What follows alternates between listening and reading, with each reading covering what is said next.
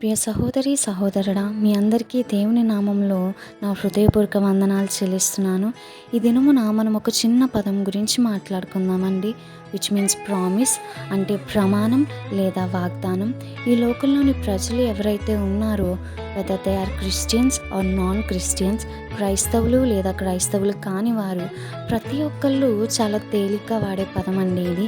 ఏదైనా తప్పు చేస్తే ఆ తప్పుని కప్పుపుచ్చుకోవడానికి, లేదు నేను చేయలేదు, లేదు నాకు తెలీదు అని ఈ పదాన్ని వాడుతూ ఉంటారు.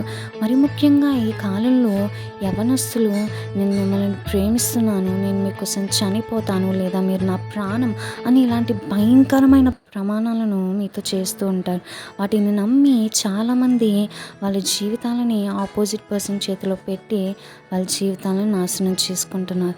కానీ దేవుడు మనతో ఏం మాట్లాడుతున్నాడు అంటే, మత్తయి 5:33లో, మరియు నీవు అప్రమాణము చేయక నీ ప్రమాణములను ప్రభువునకు చెల్లింపవలనని పూర్వులతో చెప్పబడిన మాట మీరు విన్నారు కదా.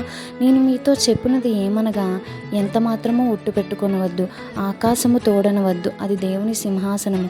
భూమి తోడనవద్దు, అది ఆయన పాదపీఠము. యెరూషలేము తోడనవద్దు, అది మహారాజు పట్టణము. నీ తల తోడని ఒట్టు పెట్టుకొనవద్దు. నీవు ఒక వెంట్రుకనైనను తెలుపు గాని నలుపు గాని చేయలేవు. మీ మాట అవునంటే అవును, కాదంటే కాదు అని ఉండవలెనని. వీటికి మించినది దుష్టుడి నుంచి పుట్టినది. ఆయన పర్మిషన్ లేకుండా ఈ లోకంలో ఏమీ జరగదండి. అలాంటిది మీరు ఇలాంటి అప్రమాణములను ఎలా చేస్తారు, లేదా ఎలా నమ్ముతారు? కాబట్టి ఇప్పటికైనా ఇలాంటి దుష్టుని అప్రమాణముల నుంచి, కీడులోనికి నడిపించే మాటల నుండి దూరముగా ఉండి మీ జీవితాలను దేవునికి అప్పగించండి. ఆయనే నిజమైన వాగ్దానములను నెరవేర్చేవాడు. Praise the lord. ఆమేన్.